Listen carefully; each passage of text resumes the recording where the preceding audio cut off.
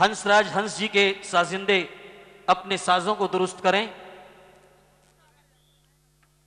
और थोड़ी जगह छोड़कर अगर करें तो अच्छा रहेगा।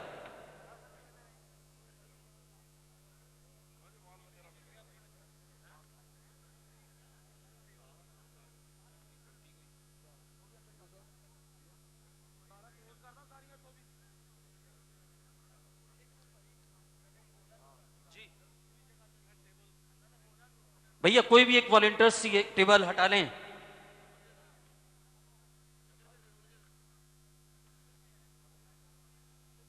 ये थोड़ा सा और पीछे आप कर लें तो अच्छा रहेगा, क्योंकि कलाकार ज्यादा हैं, इनको जगह ज्यादा चाहिए।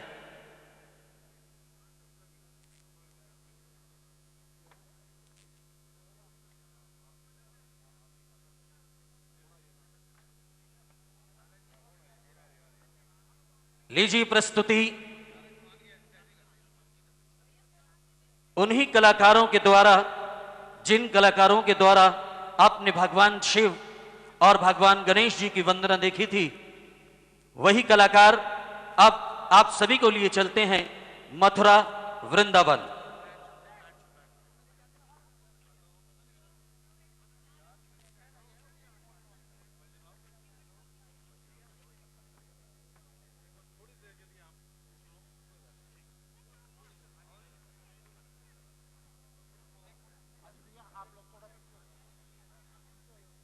थोड़ी सी इधर जगह बना दें।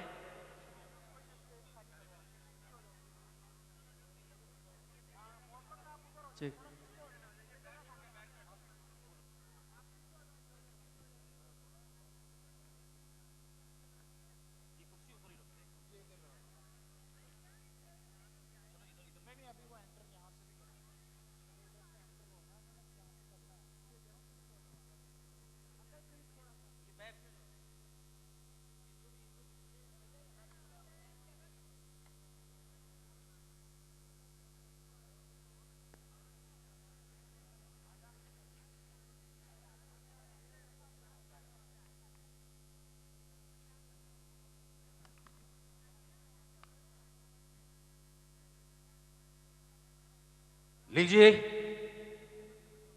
झांकी बिल्कुल तैयार, स्वरूप चित्रण बिल्कुल तैयार आप सभी के सम्मुख। Now start the music.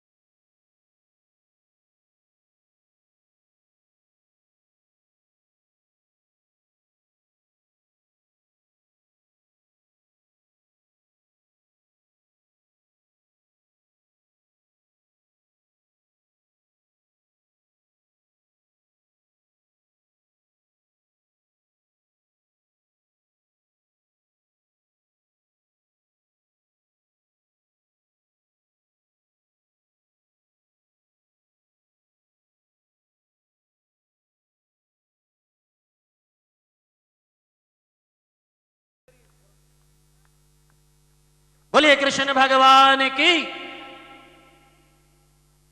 भगवान श्री कृष्ण गोपियों संग किस तरह से अटखेलियां किया करते हैं, आप सभी के समक्ष प्रस्तुत किया जा रहा था।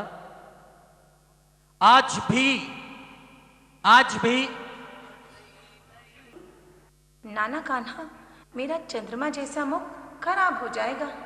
अगर तुमने मुझसे होली नहीं खेली तो मैं नाराज हो जाऊंगा। तो हो जाओ।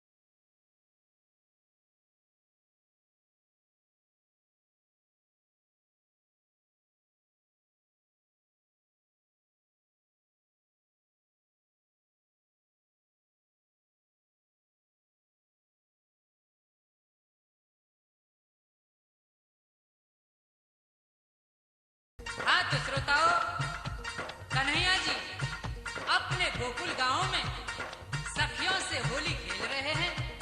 तो एक सखी उनसे होली खेलते हुए क्या कह रही है, होली में सुनिए।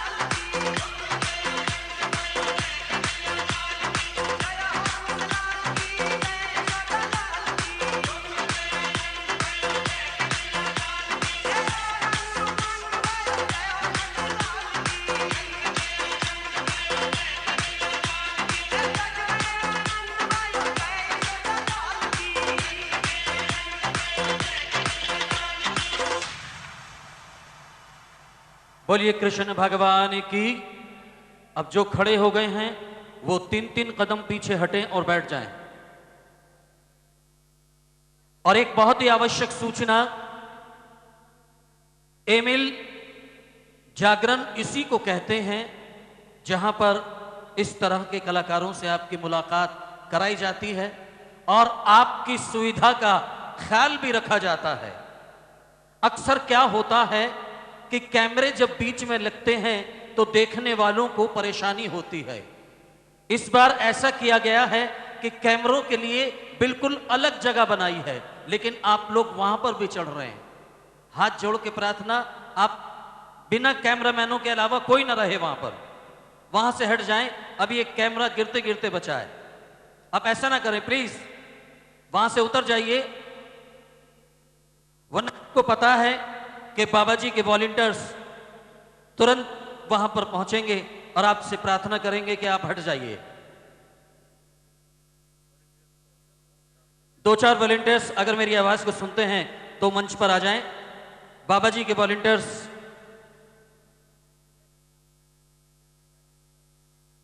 दो चार वॉलंटियर्स आ जाएं मंच पर। और आपको मैं ये बता दूं कि जितना अच्छा ये झांकी, ये स्वरूप था, उतनी अच्छी आपकी तालियां नहीं थी। इसको कहते हैं एमिल भगवती जागरण।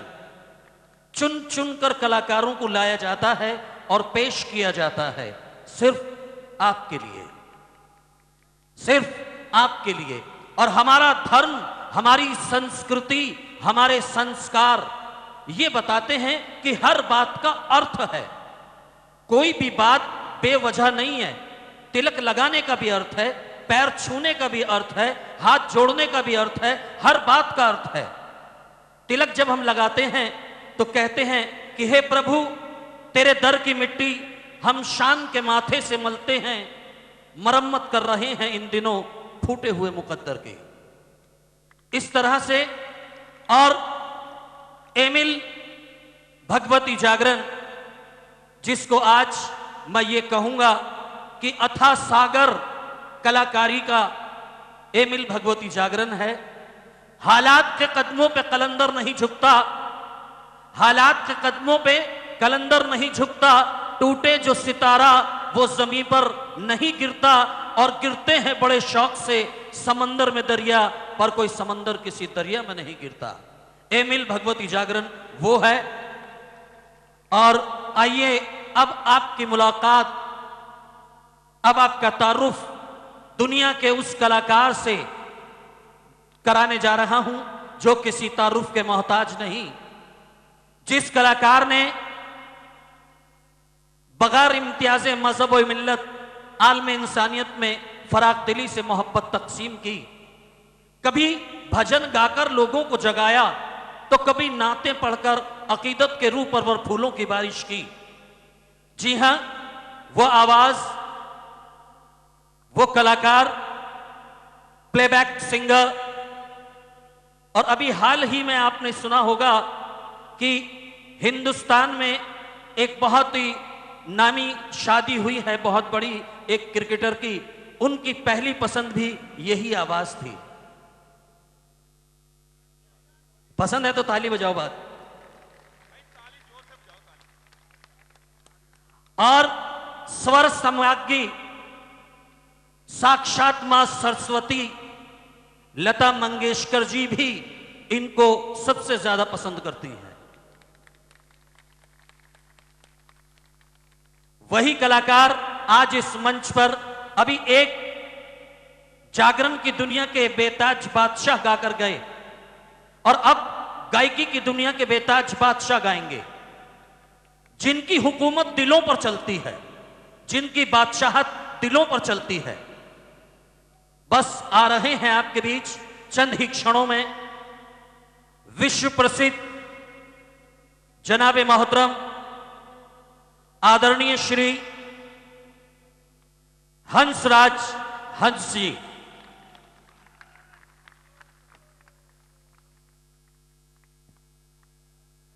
थोड़ा सा समय साजों को बैलेंस करने में लगेगा। साजों को बैलेंस किया जा रहा है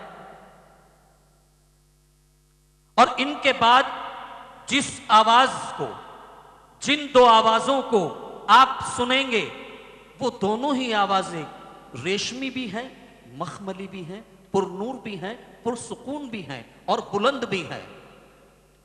उनके लिए कहूंगा कि उस शौक से उन गायिकाओं का अंदाज निराला है, उस शौक से उन गायिकाओं का अंदाज निराला है। मचले तो वो समंदर हैं और रूठे तो हिमालय है। समुद्र की लहरों से खनक हिमालय की बुलंदी सी आवाजें अभी महफूज हैं। पहले हंसराज हंस जी और फिर वो दो नाम एक साथ मैं लूंगा। जोरदार तालियां बजाकर स्वागत करना।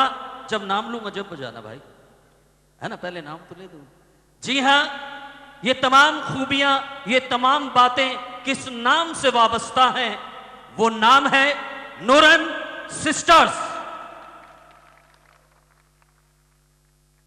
बस हमारे साजिंदे अपने साजों को बैलेंस कर लें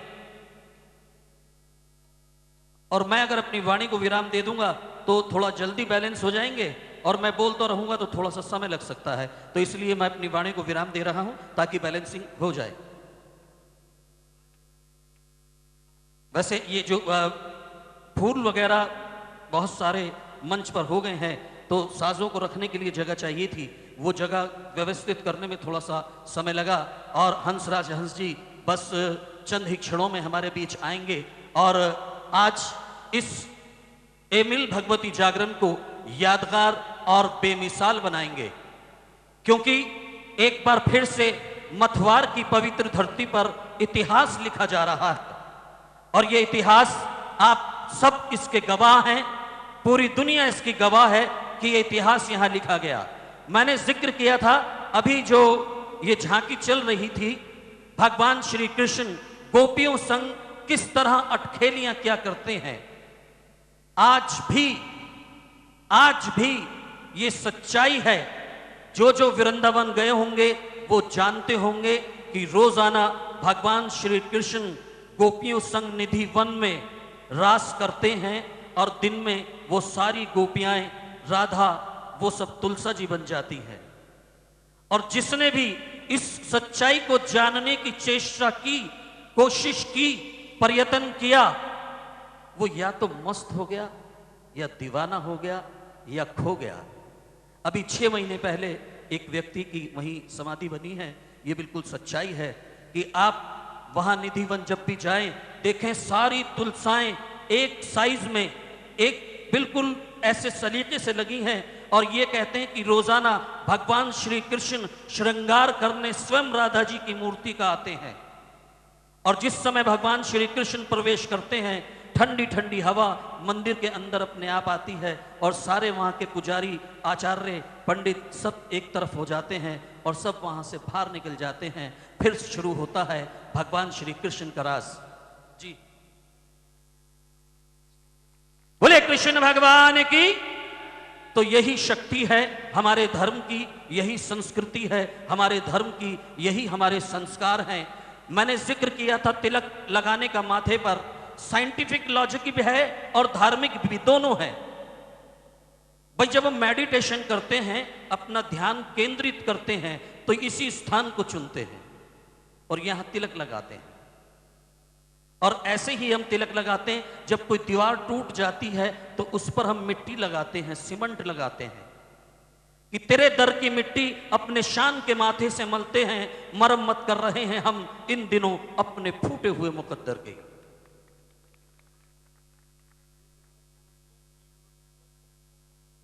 और साज तकरीबन बिल्कुल तैयार हैं।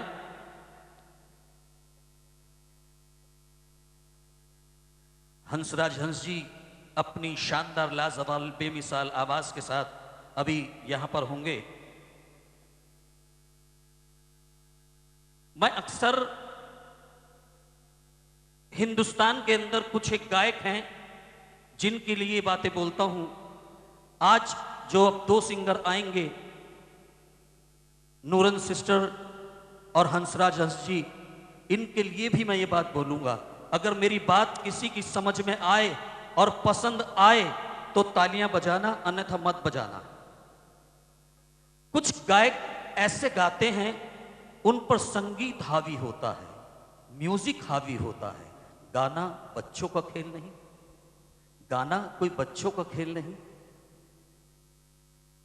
गायकी में जब कोई सिंगर संगीत पर हावी होकर गाता है तो उस जैसा सिंगर दुनिया में दोबारा पैदा नहीं होता। ऐसे ही हंसराज हंस हैं और ऐसी नूरन सिस्टर है जो संगीत पर हावी होकर गाते हैं, संगीत से खिलवाड़ करते हैं। और मुझे भी सूचना मिली है कि बॉम्बे से भी कुछ कलाकार यहां पर हैं, तो आइए पहले हंसराज हंस जी माइक्रोफोन पर आप सभी के रूबरू